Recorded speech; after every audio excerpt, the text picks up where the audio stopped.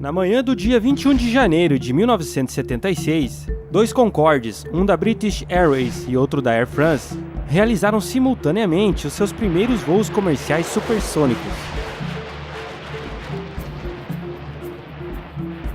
Um partindo do Reino Unido e outro da França.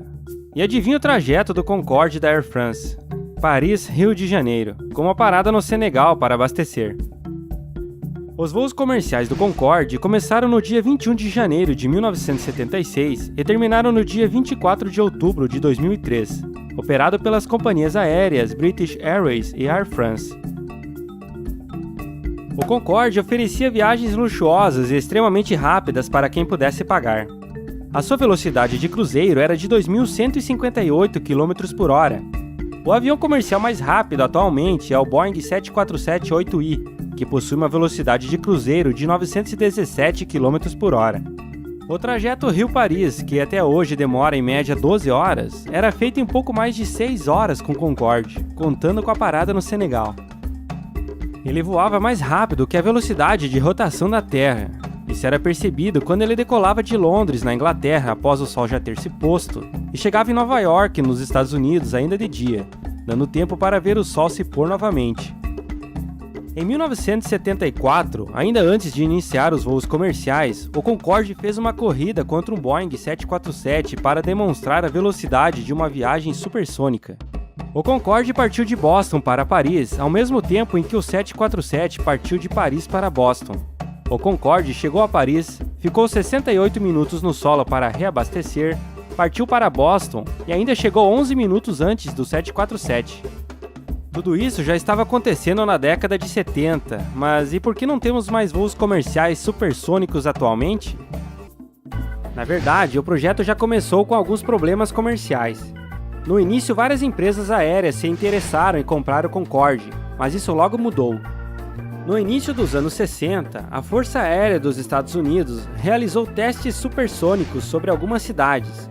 O barulho do boom sônico e dos motores, e os danos físicos como os de janelas quebradas provocaram protestos da população, o que levou à proibição de voos supersônicos sobre cidades nos Estados Unidos, podendo voar somente sobre o oceano. Isso tirava a grande vantagem do Concorde. No final, os voos acabaram se restringindo às linhas Londres-Nova York e Paris-Nova York, ligando a Europa ao litoral dos Estados Unidos. Além da poluição sonora, a emissão de gases poluentes também era uma preocupação na época. A crise do petróleo de 1973 baixou também a competitividade econômica da aeronave. Tudo isso fez com que as empresas interessadas no Concorde desistissem das compras, restando somente a British Airways e a Air France, dos próprios países que o estavam fabricando, obviamente. No total, 20 Concordes foram construídos. 6 deles foram protótipos e apenas 14 foram entregues às companhias aéreas, 7 operados pela British Airways e 7 pela Air France. Como visto no início do vídeo, o Brasil chegou a ter uma rota com o Concorde com a linha Rio-Dakar-Paris em 76, um dos 2 voos inaugurais do Concorde realizados em 21 de março de 76, vindo para o Rio de Janeiro. Mas essa linha foi cancelada em 82, porque a ocupação média dos voos nos últimos anos não chegava a 50%. Mas no resto do mundo, o Concorde continuou as suas operações, mas era um voo para poucos, literalmente. A aeronave tinha capacidade para 120 passageiros.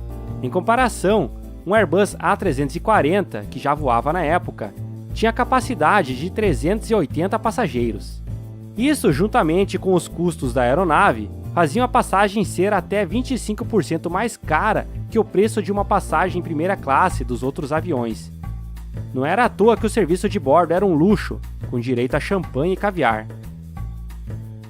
Durante as suas operações, o Concorde tinha um histórico de segurança impecável, até o dia 25 de julho de 2000, quando o Concorde, indo de Paris a Nova York, sofreu um acidente após a decolagem. Uma peça de um DC-10 da Continental Airlines havia se soltado na pista minutos antes da decolagem do Concorde.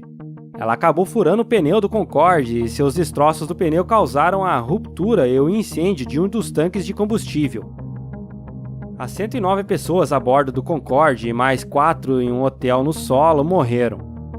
Este acidente fatal o único do Concorde, marcou o declínio da aeronave. Todos os outros 13 Concordes foram imediatamente para a manutenção para reforçar os tanques de combustível e fazer outras melhorias.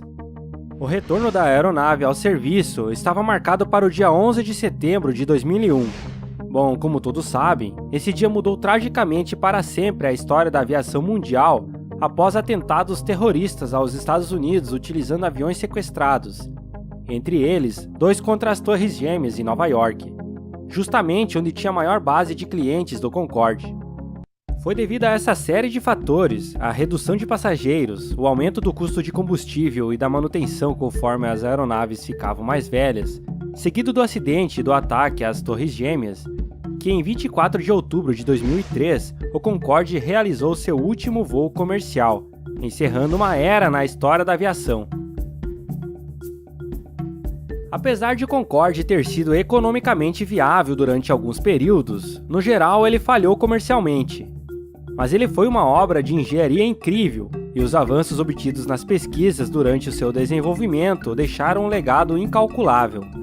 Todos os materiais e tecnologias desenvolvidas, inovações de design, tudo isso impulsionou a indústria de aviação por muitos anos, além de outras indiretamente.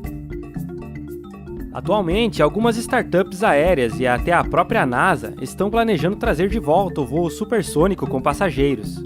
Mas como vimos, isso só será possível se tiver um modelo de negócio viável, e espero que não seja somente para os super ricos. E essa foi a história desse ícone que foi o Concorde. Espero que tenha gostado do vídeo.